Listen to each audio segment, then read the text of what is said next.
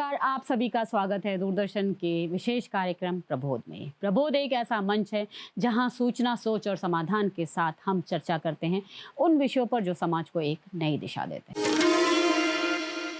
आज हमारे कार्यक्रम का विषय है ध्यान। ध्यान के बारे में हम बचपन से आज तक बड़े बुजुर्गों से, अपने माता पिता से, गुरुओं से सुनते चले आ रहे हैं कि ध्यान लगाओ, काम में ध्यान लगाओ।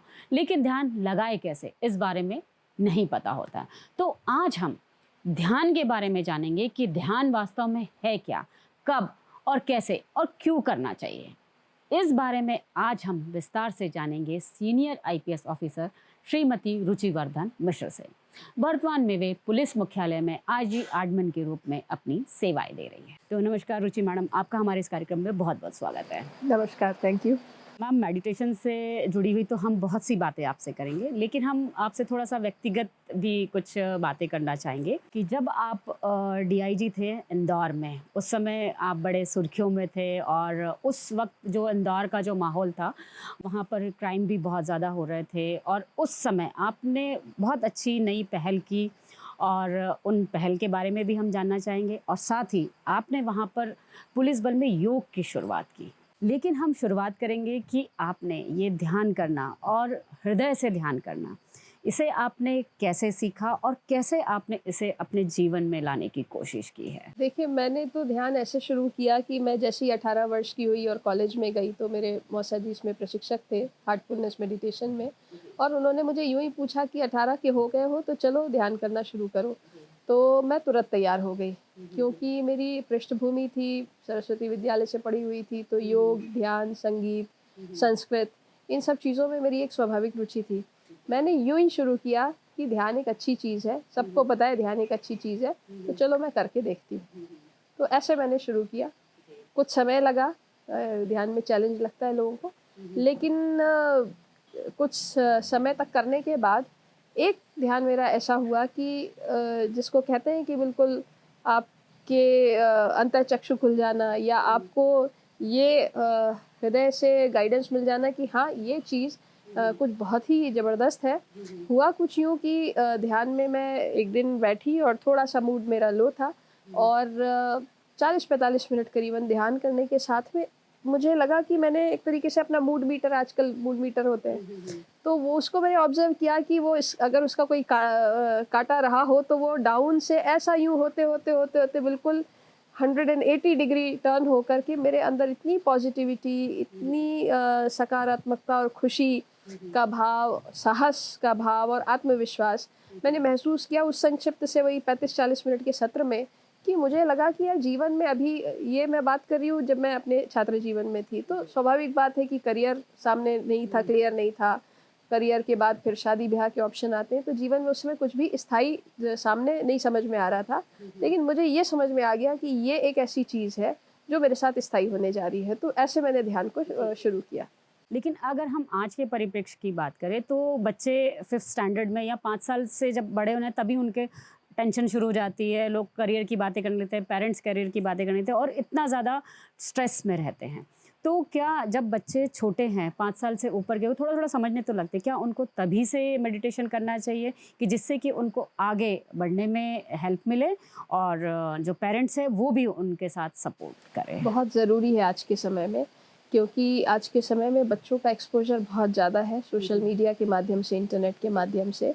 तो बहुत सारे चीज़ें उनके सामने तब खुल रही हैं जब शायद उनको ज़रूरत नहीं है, लेकिन उस फ़ील्ड में एक्सपोज़र हो रहा है। आध्यात्मिकता में भी उनका जो कहना चाहिए बीजारोपण है, वैसे तो कहते हैं कि बच्चा ही जब संसार में आता है, इनफैक्ट जो हार्टफुलनेस की ग्लोबल गाइड हैं दाजी, वो ये कहते हैं कि शायद गर्भधारण के समय से ही ये शुरुआत बच्चे में हो जानी चाहिए। माता-पिता की जो मानसिकता है, जो एक आध्यात्मिकता का भाव है, वो आकर्षित करता है कि किस तरह की सोल उस घर में आएगी।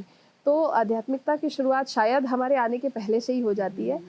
तो बहुत छोटा-सा जो हार्टफुलनेस में ये अभ्यास है, एक 3 पंक्ति की उसमें प्रेयर है, जो हम बच्चों को सोने के पहले हम उनको करा सकते हैं। इनफैक्ट ध्यान करने की उम्र भी, जो विधिवत ध्यान आधे घंटे का रहता है, उसकी उम्र भी पहले 18 वर्ष होती थी, अब 15 वर्ष से बच्चों को इसके लिए इंट्रोड्यूस कर दिया गया है। और मैं ये भी बताना चाहूँगी कि 5 से 15 वर्ष के बच्चों के लिए एक बड़ा अच्छा प्रोग्राम है ब्राइटर माइंड्स कार्यक्रम, जिसमें हम बच्चों को करीबन 8 तरह की उनकी गतिविधियाँ क्लब करके उसको 30 घंटे के ड्यूरेशन में उसको डिलीवर करते हैं।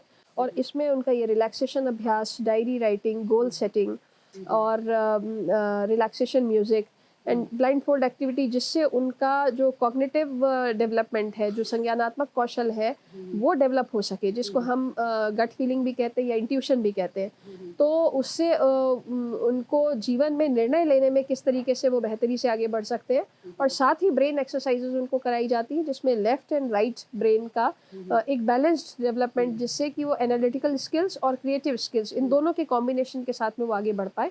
ये बच्चों को हार्टफुलनेस इंस्टीट्यूट ऑफर कर रहा है। तो मैम, जिस तरीके से आपने बच्चों के लिए कोर्स बताया कि उन लोगों को कब से स्टार्ट करना चाहिए है मेडिटेशन का, और ये भी बात है कि अगर जिस तरीके से कोर्सेज चल भी रहे हैं, लेकिन उसके अलावा स्कूल में भी अगर ये कंपलसरी हो जाए, एक आधे घंटे का सेशन अगर स्कूल में मेडिटेशन का शुरू हो जाए, तो बच्चे ज़रूर उस तरफ मूव करेंगे। लेकिन अब मैं जानना चाहूँगी कि हमारे जो दर्शक हैं वो भी इस प्रोग्राम को देखेंगे और उन्हें भी ये जिज्ञासा होगी कि कहाँ से हमें मेडिटेशन सीखना चाहिए और किस इंस्टीट्यूट से। अच्छा क्वेश्चन है, क्योंकि प्रैक्टिकल यूटिलिटी की बात निश्चित रूप से होनी चाहिए। हम कितनी भी बात कर लें, अगर खुद अभ्यास में नहीं ले पा रहे हैं या हमारे पास रिसोर्सेज नहीं है, तो ये कैसे होगा। तो इसमें सबसे अच्छी बात ये है कि जो जितना भी ये सहज मार्ग यानी हार्टफुलनेस की जो पद्धति है, ये निःशुल्क रूप से ये सबके लिए उपलब्ध है। और इसके 2 तरीके हैं। एक तो इसमें जो विश्व भर में करीबन 16,000 प्रशिक्षक अभी इसके स्वैच्छिक रूप से सेवाएं दे रहे हैं, और मध्य प्रदेश में करीबन 650 प्रशिक्षक आज की डेट में है मौजूद है। तो इन प्रशिक्षकों से हॉटस्पॉट, आप गूगल में हॉटस्पॉट डालेंगे तो आप find a trainer near you करके आप इसमें संपर्क कर सकते हैं। आपके लोकेशन के आसपास 5 किलोमीटर में, 10 किलोमीटर में कौन इसका ट्रेनर मौजूद है, ये जानकारी आपको मिल जाएगी। उस ट्रेनर से आप बात करके व्यक्तिगत रूप से और या कि समूह के रूप से, आपके विद्यालय के लिए, आपके कॉलेज के लिए, आपके संगठन के लिए, आपकी कॉलोनी के लिए, आप इसमें हार्टफुलनेस के जो सत्र है वो करवा सकते हैं। सबसे अच्छी बात ये है कि जैसा मैंने बताया, ये पद्धति निःशुल्क है। इसमें जो सोच थी इसके जो फाउंडर्स हैं, ये था कि आध्यात्मिकता सबके लिए है, ईश्वर सबके लिए है, तो आध्यात्मिकता की जो राह है वो भी सबके लिए सुलभ होनी चाहिए। तो इसलिए बिल्कुल स्वेच्छा से और खुशी-खुशी जो इसके ट्रेनर्स हैं वो इन ध्यान की विधि बताते हैं। विशेषकर कक्षा 10 से 12वीं के जो छात्र-छात्राएँ हैं, उनके लिए जैसा आपने कहा कि गोल को, लक्ष्य को लेकर के, अपनी पढ़ाई को लेकर के, करियर के चुनाव को लेकर के बहुत तरह की एंग्जायटी भी होती है, कन्फ्यूजन भी होता है और सही गाइडेंस नहीं मिल पाता। वहाँ एक हेल्प प्रोग्राम इसमें है, जो स्टूडेंट्स के लिए हम 12 हफ्तों का एक कार्यक्रम, हर हफ्ते उसमें कुछ एक्टिविटीज़ रहती हैं, जिसमें वो इंट्रोस्पेक्शन कैसे कर सकते हैं, अपने लक्ष्य का चुनाव कैसे कर सकते हैं, मेडिटेटिव प्रैक्टिसेस उसमें उनको कैसे मदद कर सकती हैं, ये प्रोग्राम इम्प्लीमेंट किए जा सकते हैं। अब मैं जानना चाहूँगी कि आपने मध्य प्रदेश पुलिस में मेडिटेशन को जोड़ने की कोशिश की है, और एक आपने एक ऐसा वातावरण तैयार किया है कि जो भी कार्यरत फील्ड में जो पुलिस काम करती है, उनको तनाव रहित रहना है। तो उसके लिए आपने कैसे शुरुआत की, कैसे इस कुरिकुलम को स्टार्ट किया? मैं यही कहना चाहूँगी कि मैं आज इस सत्र में मौजूद हूँ, तो मैं प्रवक्ता के तौर पर बेसिकली दिख रही हूँ।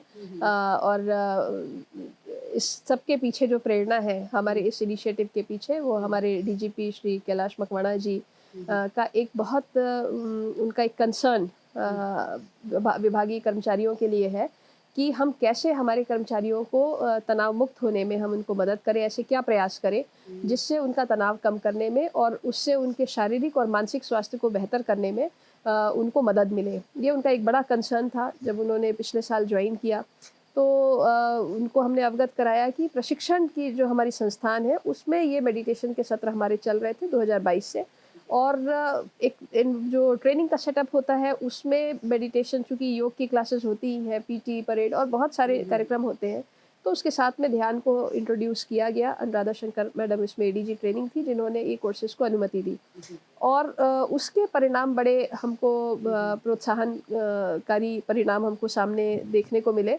जिसमें सभी कोर्सेज में, बेसिक कोर्सेज में, इंडक्शन कोर्सेज में, सभी जगह से जब फीडबैक प्रत्येक जो प्रशिक्षु था उससे लिया जाता था, तो वो हमेशा ये कहते थे कि ये कोर्स जो है मेडिटेशन का, ये बड़ा अच्छा है।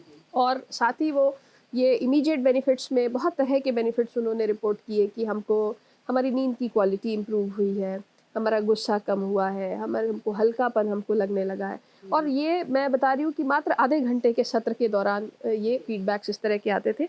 व्यवहार में इम्प्रूवमेंट हुआ है, हम घर में बेहतर बात करने लग गए हैं। हमें ये थोड़ा संवेदनशीलता आई है कि हमें अपने बच्चे से कैसे बात करनी है या अपने साथियों से कैसे बात करनी है, तो इस फीडबैक को शेयर किया गया। तो उन्होंने बहुत ही कहना चाहिए कि एक नेतृत्व हमको देते हुए एक मजबूत और कुशल नेतृत्व के रूप में उन्होंने इसमें एमओयू करने का इसमें निर्णय लिया हार्टफुलनेस इंस्टीट्यूट के साथ।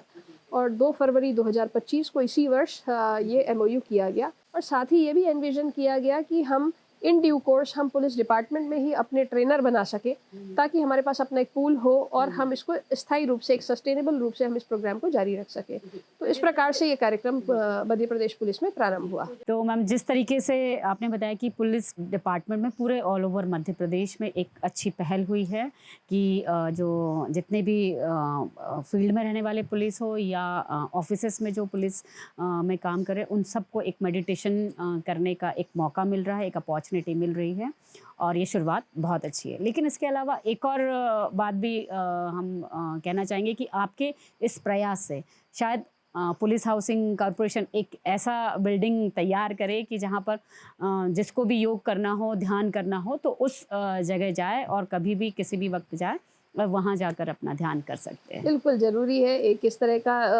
तरह की सुविधा होनी चाहिए। आप देखिए, जितने प्राइवेट कॉरपोरेट्स होते हैं, बड़े बड़े जो भी कॉरपोरेट्स हैं, उनमें हमेशा कुछ इस तरह की एक्टिविटीज़ के लिए, रिक्रिएशनल एक्टिविटीज़ के लिए उनके अपने हॉल्स या रूम्स ऐसे होते हैं। और हमारे इस एमओयू में भी ये प्रयास किया गया है कि हम स्पेशली पुलिस लाइंस में जहाँ हमारे पास हॉल्स हैं, वहाँ हम एक सेटअप ऐसा बना दें कि जिसको वहाँ जा कर के बैठ कर के एक नियमित रूप से और वीकली मेडिटेशन उसको करना हो, तो जा कर के उसको अटेंड कर सकें। जी, तो मैम यहाँ हम एक छोटा सा ब्रेक लेते हैं, और ब्रेक के बाद हम जानना चाहिए कि मेडिटेशन की शुरुआत तो आपने पुलिस विभाग में की है, लेकिन इसके पीछे कई चुनौतियाँ भी होगी, क्योंकि एकदम से लोग जुड़ते नहीं हैं, लेकिन उन चुनौतियों को भी कैसे फेस किया, उस बारे में भी हम बात करें।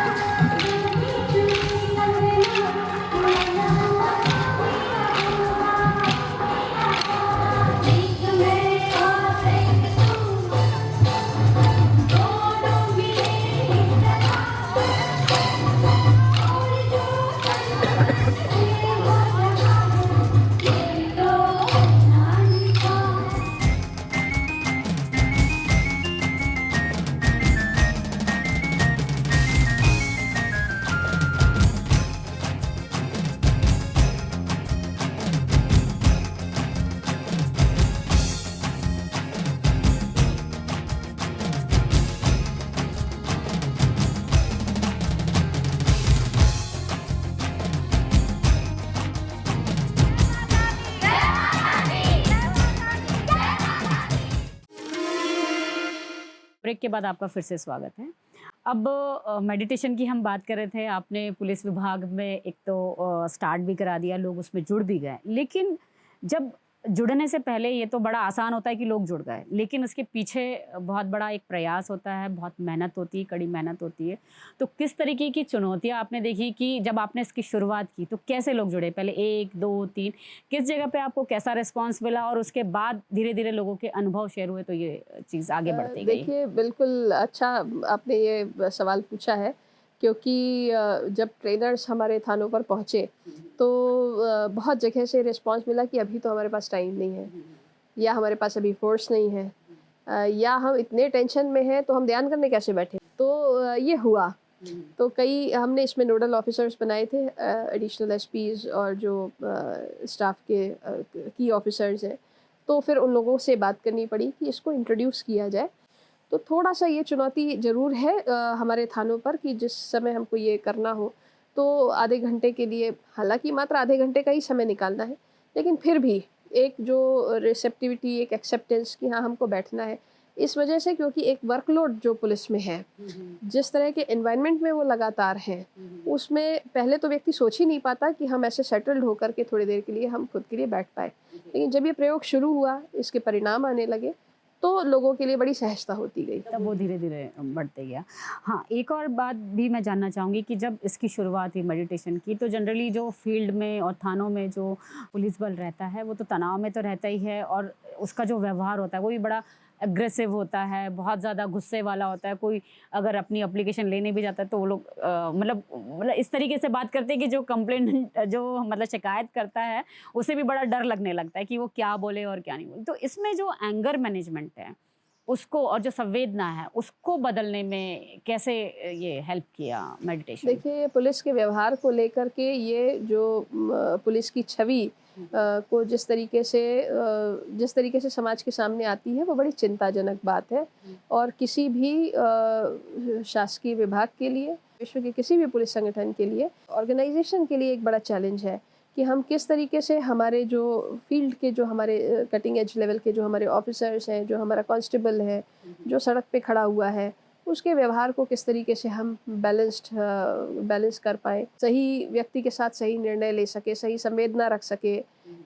कोई व्यक्ति जो उसके सामने सुनवाई के लिए आया हुआ है, उसको आप एम्पैथेटिकली आप उसको सुन पाओ। लेकिन होता क्या है कि अगर हम खुद तनाव में हैं, हमारे ऊपर वर्कलोड है, हम घर के और नौकरी के कार्यों के बीच संतुलन नहीं स्थापित कर पा रहे हैं, या अपने स्वास्थ्य पे ध्यान नहीं दे पा रहे हैं, तो ध्यान इन चीज़ों को डेवलप करने में मदद करता है। बहुत जल्दी आप में गुस्से में नियंत्रण आता है। बहुत जल्दी एक आंतरिक शांति और संतुलन का भाव आता है। और सबसे बड़ा एक इसका जो बेनिफिट हम पाते हैं, हमारे जो अभी तक का हमारा अनुभव रहा है, व्यवहार बेहतर हो जाता है, ना सिर्फ सामने आने वाले फरियादी के लिए, बल्कि हमारे अपने वर्क स्पेस में जो हमारे कलीग्स हैं उनके साथ। और जब आप घर भी जाते हो तो आपका व्यवहार, आपके जो रिश्ते हैं वो घर के अंदर भी मधुर होते हैं। तो ये बहुत ही जनरलाइज्ड जो इसका बेनिफिट है वो हमने महसूस। अब मैं जानना चाहूँगी कि हम मेडिटेशन की जब बात करते हैं तो हम ज़्यादातर देखते हैं कि एक जो हिंदू कम्युनिटी ज़्यादातर मेडिटेशन में जुड़ी रहती है। तो हमारे देश में तो अलग-अलग कम्युनिटीज़ हैं, उसमें हमने देखा है कि मुस्लिम कम्युनिटीज़ बहुत कम मेडिटेशन में जुड़ी रहती है। आपने क्या देखा है कि क्या इस मेडिटेशन से ऐसा परिवर्तन भी हमने देखा है कि जो सारी कम्युनिटीज़ एक साथ इस मेडिटेशन का लाभ ले रही है? ऐसा कोई एग्ज़ाम्पल आपके सामने आया हो? हमें धर्म और आध्यात्मिकता में थोड़ा अंतर है जिसको हमको समझना चाहिए। लेकिन मैं बताना चाहूँगी कि अभी हमारे पुलिस विभाग में ही 69 प्रशिक्षक मेडिटेशन ट्रेनर्स बने हैं, और वे समाज के सभी वर्गों के लोगों के बीच जा रहे हैं। देखिए, पुलिस अपने आप में एक धर्मनिरपेक्ष जो है वो संगठन है, और उसको समाज के सभी वर्गों को बराबरी से उसको कैटर करना होता है। मैं बताना चाहूँगी कि हमारी प्रशिक्षण शाखा ने अभी एक इनिशिएटिव के रूप में हर पीटीसी को 8-8 गाँव, करीबन ऐसे 64 गाँव गोद लिए हैं, जहाँ उनके सामाजिक उत्थान के कार्यक्रम, उनके रोजगार से विषय संबंधित कार्यक्रम और ये आध्यात्मिक जागृति से संबंधित विषय पहुंचाए जा रहे हैं, और हमारे पुलिसकर्मी गांव में जाकर के ध्यान करा रहे हैं। तो मैम ये आपका बहुत ही अच्छा प्रयास रहा और जिस तरीके से आपने एग्जाम्पल्स दिए उनको हम ज़रूर हमारे इस कार्यक्रम के माध्यम से भी दिखाएंगे कि किस तरीके से कि आपने बताया तो है लेकिन वो वीडियो के माध्यम से भी हमारे दर्शक देख पाएंगे। तो ये आपका बहुत अच्छा प्रयास रहा। अब मैं जानना चाहूँगी कि जो हार्टफुलनेस मेडिटेशन हम करते हैं और एक पारंपरिक मेडिटेशन, क्या ये दोनों में भी कोई भिन्नता है, ये भी आप बताइए। देखिए, ध्यान के बहुत सारे प्रकार हैं और बहुत सारी विधियों से ध्यान कर सकते हैं। हार्टफुलनेस की मेथड में जो सबसे मुख्य बात है कि एक प्राणाहुति के साथ ध्यान किया जाता है। प्राणाहुति को आप आदिशक्ति मान सकते हैं, जो प्रारंभिक ऊर्जा है, स्रोत है, वो मान सकते हैं। निश्चित रूप से प्राणाहुति के साथ में ये किया गया ध्यान और जो सरल अभ्यास इसके हैं, इसकी एक सफाई की प्रक्रिया है जो हमको दिन भर के जो हमारे इम्प्रेशंस होते हैं, जो बोझ होते हैं, मानसिक बोझ होते हैं, उनको दूर करने में मदद करती है। और रात में सोते समय एक प्रार्थना है जो हमको अपने स्व से जुड़ने में, आंतरिक स्व से जुड़ने में मदद करती है। तो इस तरीके से जो इसकी एक खासियत है, उसके साथ में ध्यान अगर करके देखें तो बड़े सरल और सहज तरीके से किया जा सकता है। एक और बात जानना चाहूँगी कि जैसे अब हम आज की युवा पीढ़ी की बात करें तो सबसे ज़्यादा वो लोग सोशल मीडिया, इंस्टाग्राम और इस पर ज़्यादा बिजी रहते हैं। तो उन लोगों के लिए आपका क्या संदेश है कि इसका उपयोग जितना करना है करें, लेकिन मेडिटेशन से जुड़े जिससे कि वो अपना समय भी बचाए और अपने करियर की तरफ भी ध्यान दें। सोशल मीडिया के बहुत चैलेंज जो है वो बहुत सारे रिपरकशंस जो हैं, नेगेटिव जो उसके आउटकम्स हैं, वो हमारे सामने आ रहे हैं। एक्चुअली जब आप लगातार रील्स देखते हो तो आपका माइंड जो है वो आउटवर्ड जो एक्सट्रोवर्ट एक्टिविटीज़ है उसमें ओरिएंटेड है। कहीं ना कहीं वो हमको डिस्ट्रैक्शन की वजह से लॉस ऑफ फोकस, एंग्जाइटी और नर्वसनेस की ओर ले जाता है। तो हमें ज़रूर से हमको ये प्रयास करना पड़ेगा। तो ध्यान हमको क्या करता है कि हमारा अटेंशन अंदर की ओर मोड़ता है। तो एक ये बैलेंस होना ज़रूरी है। हम पूरी तरीके से हमारा ओरिएंटेशन अगर बाहर की ओर होगा तो हम कहीं ना कहीं अंदर से अपनी स्थिरता को खो देंगे। तो मैं ये कहना चाहूँगी कि मॉडर्न चीज़, जैसा मैंने कहा कि आज के समय बड़ी मॉडर्न चीज़ है, वो इसलिए है कि एक स्टूडेंट के लिए बहुत बेनिफिशियल है। जब वो पढ़ाई की तैयारी कर रहा है, वो कैसे अपना फोकस मेंटेन कर सकता है। जब वो करियर के लिए स्ट्रगल कर रहा है, उस समय जब उसको ये डिसीजन मेकिंग का चैलेंज आता है, तो कैसे हृदय से गाइडेंस ले सकता है कि वो उसके लिए सही क्या है और गलत क्या है। जब इतने डिस्ट्रैक्शन समाज में है, इतने तरह के आकर्षण है, नशा है, जो पीयर प्रेशर है, उस सब के बीच वो अपने हृदय की गहराई को कैसे स्पर्श कर पाए और ये समझ सके कि मेरे लिए सही क्या है और गलत क्या है। जब आप फैमिली लाइफ में आते हो तो रिलेशनशिप में किस तरीके से एक हार्मनी होनी चाहिए, आपका कम्युनिकेशन कैसा बेटर होना चाहिए, वर्क स्पेस में आप हो तो आपको टीम वर्किंग के साथ, कोलैबोरेशन के साथ आपको कैसे काम करना चाहिए। अनफॉर्चुनेटली बच्चों को बचपन से हम कॉम्पिटिटिव होना सिखा रहे हैं, लेकिन हम उनको कोलैबोरेटिव वर्किंग नहीं सिखा रहे। हम उनको रिलेशनशिप्स को कैसे मेंटेन करना है, एक दूसरे को कैसे मदद करनी है, हम वो नहीं सिखा रहे हैं। ये सब मानवीय गुण कहाँ से आएंगे जब हम इस तरीके की प्रैक्टिसेस की बात करेंगे, हृदय के गुणों की बात करेंगे, मानवीय गुणों की बात करेंगे, तो मुझे लगता है कि हम एक बेहतर समाज का, बेहतर भविष्य का निर्माण कर पाएंगे। जिस तरीके से आपने बहुत ही सुंदर तरीके से एक हमें विस्तार से बताया कि किस तरीके से मेडिटेशन करना चाहिए और हार्टफुलनेस अगर मेडिटेशन करते हैं, हृदय से अगर मेडिटेशन करते हैं तो हमारे व्यवहार में कितना परिवर्तन आता है, ये आपने बताने की कोशिश की। और दूसरा, पुलिस बल अगर इसको अपनाता है तो उनमें कितना व्यवहार परिवर्तन होता है। तो इन सब बातें आपने बहुत ही सुंदर तरीके से बताया। तो आपका बहुत बहुत धन्यवाद, आप हमारे इस कार्यक्रम में आए। Thank you very much. आज के कार्यक्रम में बस इतना ही। अगले हफ्ते हम फिर हाजिर होंगे किसी और नई शख्सियत के साथ। तब तक मुझे और मेरी पूरी टीम को दीजिए इजाज़त। नमस्कार।